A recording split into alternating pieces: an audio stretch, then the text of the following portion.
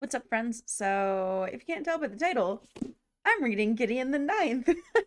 This is actually my first time reading this, and I own Nona and Harrow, which is fine.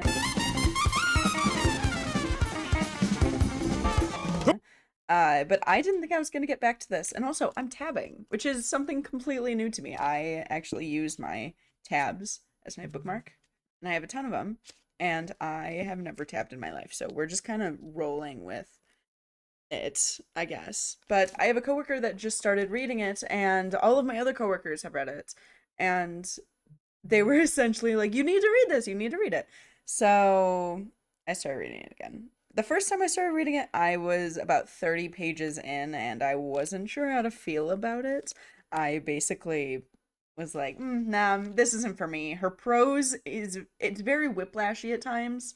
Hilarious, absolutely hilarious, but if you're not used to a big turnaway for people when they first start reading Gideon.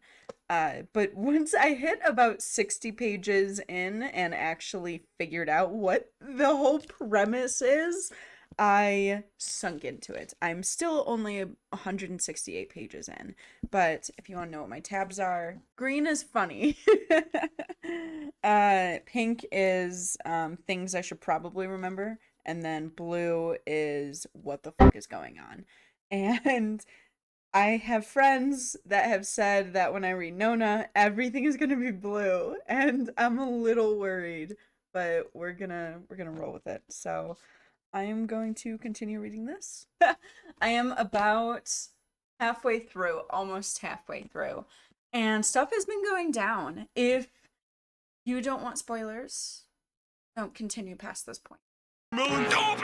Okay, so I started writing down what the house's necromantic abilities are because they do not tell you right off the bat. They're just kind of like give you little tidbits about the characters in their houses, despite the fact that the main characters basically kind of know what happens or who they are and so throughout the entire book, it kind of feels like the ninth house specifically is revered, but like not necessarily in a good way. They're like kind of mysterious as the my guess is I think there are some of the few necromancers that can get physical necrom it's like they can bring back bones.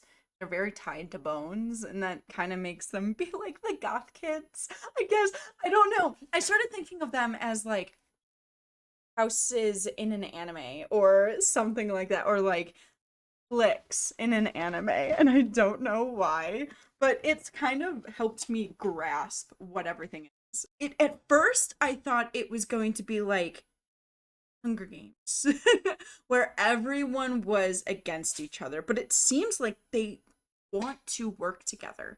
But for some reason, the houses have like dividers between them. Some of them. I think it's because the ninth is so cut off from the rest of them that that's why they seem revered, but not highly regarded. Um, and if you can't tell, well, you might be able to tell. I put more tabs, and I actually put down in the beginning a little codex. And so pink is things to remember. Orange is houses showing their powers, which is what I started doing. Blue is what the fuck. Green is funny, and then purple is, well, that's sad. And so they open the lock. I'm still so confused because it's kind of like you don't know everything. It definitely feels like you're in, I hope I'm saying this right, third person restricted kind of, where you know as much as the characters do, kind of. Even I feel like you know less than what the characters know. I think the characters know a little bit more. But it's so good. Oh my goodness. Okay, get in. So the fifth houses, they died. And I'm so upset because they seemed like the two nicest people. Kind of. It's never really explained. None of it is explained. Which is the point, I guess, is why people like these books, and it's keeping me reading. It's keeping me so interested because of that reason, because I want to know. Do I think I'm gonna learn anything? Probably not. But I don't know the point of all this. I don't know the point of the plot. I don't know what the point is for them to become the Lycans, like Syrians, whatever it is. I don't know what the point is to it. But I'm okay with that. I feel like I normally wouldn't be in any other scenario, but going into it, people have told me you're going to be confused, and that's okay. That's just how it works. And I'm like, okay. So I'm kind of trying to come to terms with the fact that I'm probably not going to know a lot by the end of this book. I guess I should also talk about the fact that the note says Gideon in it. The note that she found in the laboratory says Gideon in it. No mention after that is mentioned. Not her thoughts about it, not her like, why the fuck does that say my name? There is nothing. It just says it and then it's like, the next day they're doing something else. So yeah. Also, I love the little bit between the sixth guy and I can't say any of these names.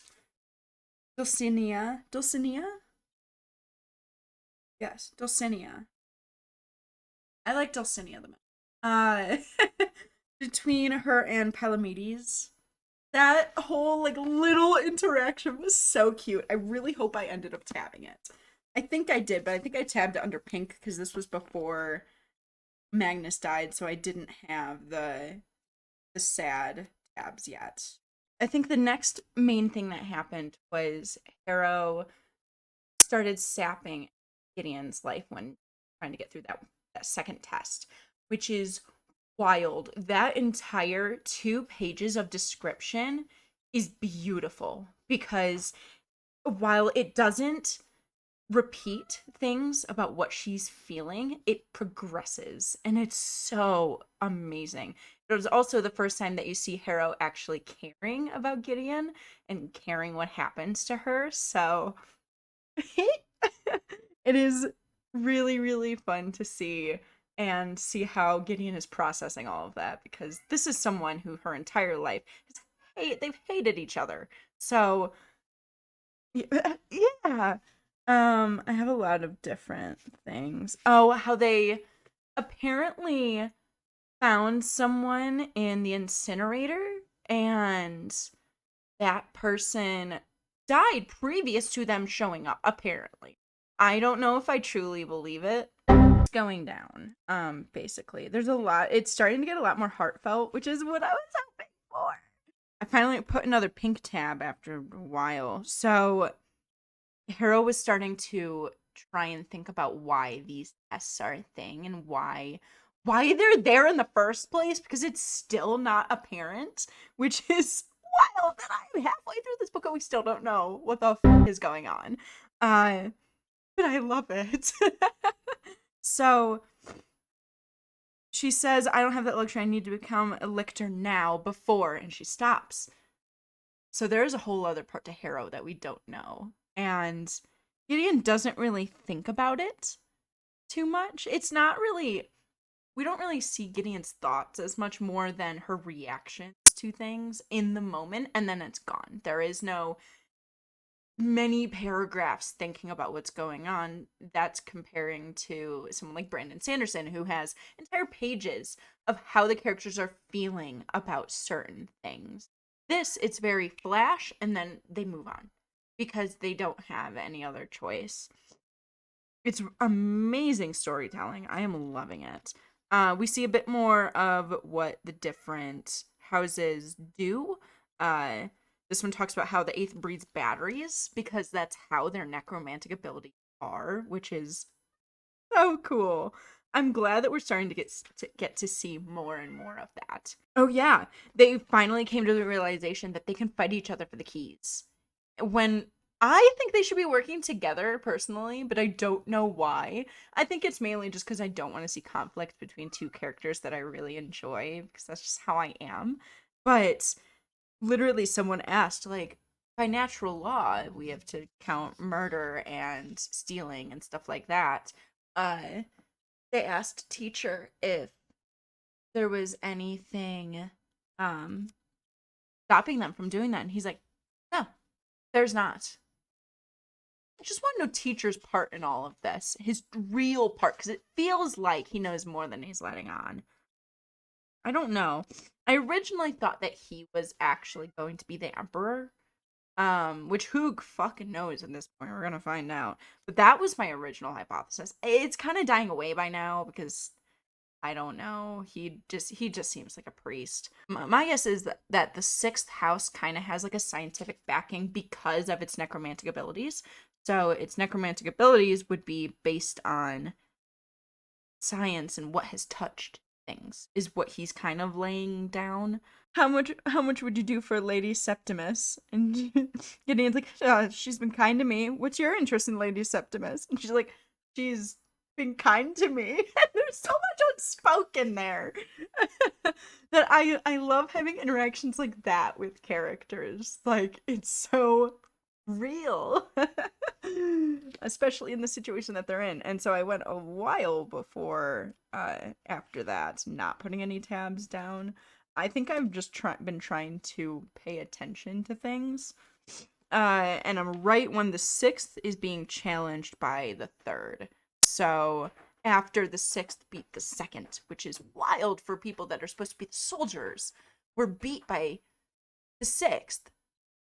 Like, that feels wild to me. I was not expecting that at all. So now we're going to see how this comes to be. Because now they're fighting over the keys. Now they're saying exactly what was going to happen if the second kept pursuing, saying, hey, give me all your keys because I should be the leader.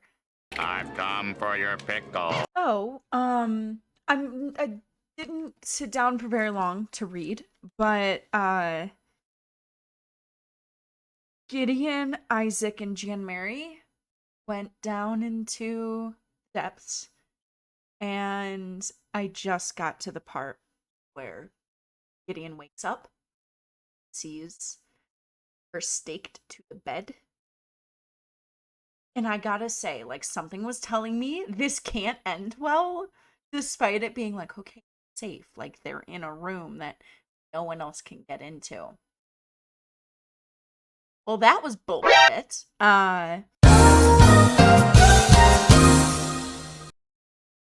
Okay. I'm at the point where this book has gotten batshit crazy. I thought Gideon and Harrow had a really sweet interaction. One, whenever Gideon was having a dream about her mother, and Harrow came up and had pity in her eyes, like, go back to sleep. I thought that was super sweet. And then shit went down. Got to see more of what Harrow can do by taking the putty bone thing out of the lock, which is wild. Harrow and Gideon got into a fight, which was bound to happen. And Harrow said some nasty things. Harrow said, when I release you, you'll know it. And is obviously isn't going to talk to Gideon after that. So Gideon, when she planned her betrayal, went and took up the eighth on their offer to talk to her. And they were bringing up the fact that the ninth actually apparently killed 200 kids and only Harrow and Gideon were left. So, like, what the fuck happened? What happened? I don't know. It's like, it's a mystery that just keeps giving more mysteries as you delve deeper into it. It is so wild. That happened. And the eighth uncle obviously tried to take her keys, and she was like, what the fuck? But the Cavalier was like, I gave her my honor. That's not happening. And he fought with his nephew about it, which is not good. Like, something had to have happened there after Gideon left. But just the fact that they're bringing up the ninth and how they weren't meant to really be a house. Like, I just want to know more about the history. Kesman gives us like little tidbits of like, oh, here's a sprinkling of like world lore. Good luck. Have fun with it. And Gideon also found Corona practicing with a rapier. And it made me think, yeah, wait, why can't necromancers wield swords? Why can't they just do that themselves? What's the harm in that? So I don't know the answer to that question, truthfully, but it did not look like Babs was very happy about that. He looked pissed, or more like concerned, and then she bit him at the ending of it. So Gideon went back to their rooms and was like, I'm just gonna snoop because that's what I do with a harrow when I'm angry. And he found the seventh's head, which makes me think either A, it's a setup. I just thought that maybe it's a setup, but B, my first thought was, my God, yeah, Harrow killed him. Like, straight up killed him. And I guess it could also be the fact that I've never really trusted Harrow. The thing is, she's the titular character of the second book, so I don't know. I don't know if that book is supposed to be a prequel. I don't know if it's supposed to be a sequel.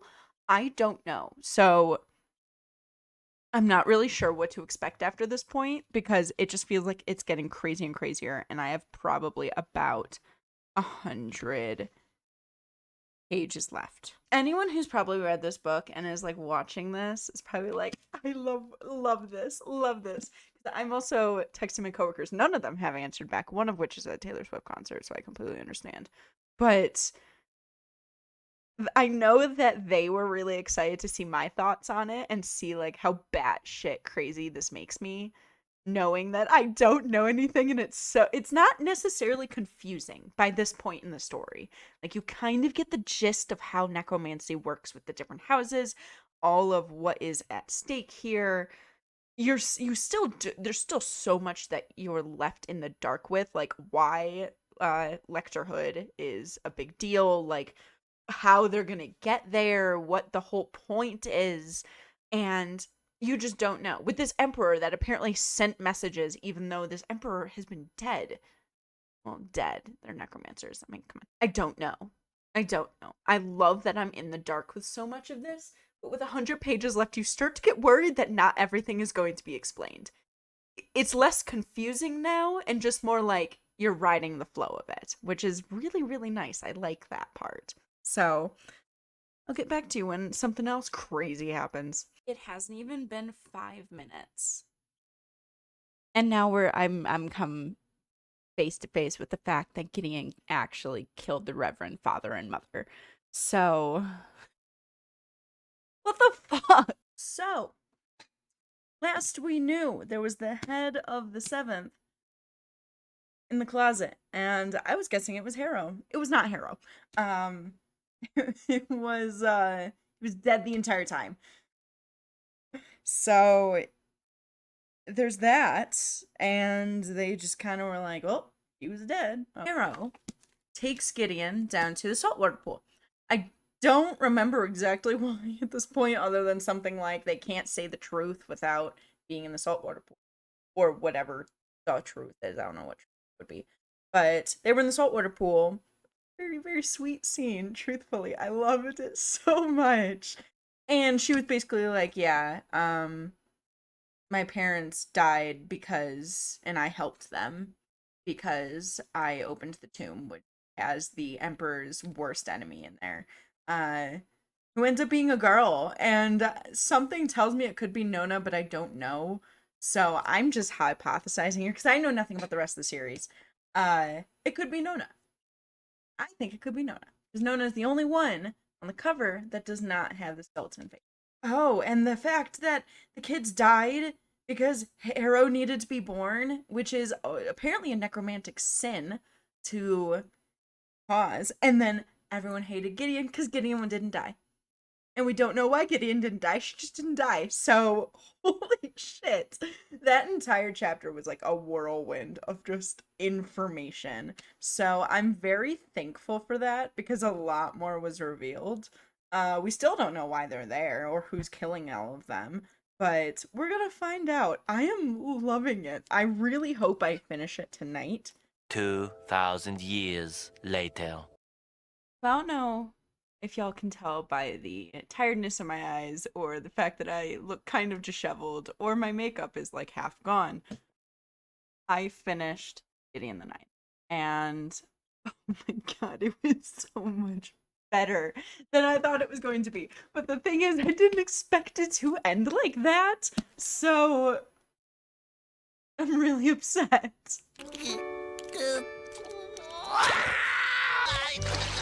God, I don't even know where to start versus the absolute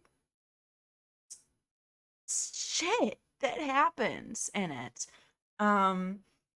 There's just so much right at the end that you're just not prepared for it. It was phenomenal. It really was. It started making a little bit more sense in the end, and then it stopped making sense. Again, and then it made sense and then it stopped making sense, which is what everyone told me it was going to be like. So I'm not even upset by it. To put it into perspective, this is a phenomenal read. If you can handle the kind of whiplashy prose and kind of get used to it by the end, then you are going to love this. You're going to fall in love with every single one of the characters. And it really feels like it's kind of a mystery made into a fantasy sci-fi book. And I loved that. I'm usually not a sci-fi person, which is probably why I put it down in the first place before, because it was very much sci-fi, and I haven't really delved very deep into that, and having to understand and like make up things that I don't see in my real life on a page. Like, it's a lot easier to be able to imagine magic happening or something like that versus something completely sci-fi based, science based, that could be real but you can't fathom it, plus the magic on top of it. That is what this book is. But I feel like I have a little bit better of a grasp now. I definitely slowed down by the end. I took in every single word, and I'm not usually a reader who does that. I normally like skim through paragraphs and on accident and completely skip, especially if it's a scene that I really, really want to read and just can't stop reading. This one made me slow down and think about what was happening, and I loved that. I want a book that makes me do that. Otherwise, I'm not going to understand it. So, look at all my tabs. I'm honestly so proud of this because I have never tabbed a book in my life. This is my first time doing it. So, oh my God. I'm going to go back through all of these with my coworkers, and if you want me to, I will absolutely do that in another video. Just let me know. But overall thoughts, I loved this, and I am going to snag Harrow off of my shelf and probably immediately start reading it. I probably should take a break. Oh, my nose is running now. I should probably take a break for tonight, but I really don't want to. It's fine. It's fine. It's okay. Whatever. So, if you like sci-fi fantasy put into one, and also wrapped up in a kind of sleuthing mystery in a way, also mixed up with a bit of horror in there. It's just a big culmination of genres, I'm going to be honest with you. Then you should read Gideon the Ninth, and also probably the other two. Or three, because there's going to be a third one coming out, or a fourth one coming out. So, I hope you enjoyed this video. This is my first vlog-like video of me reading a book like this. So if you enjoyed it, let me know. Let me know what I can improve on, because this being my first one, I would love to hear some feedback. Go ahead and give it a like, subscribe if you want to see more, and I will see you guys later. Bye, guys.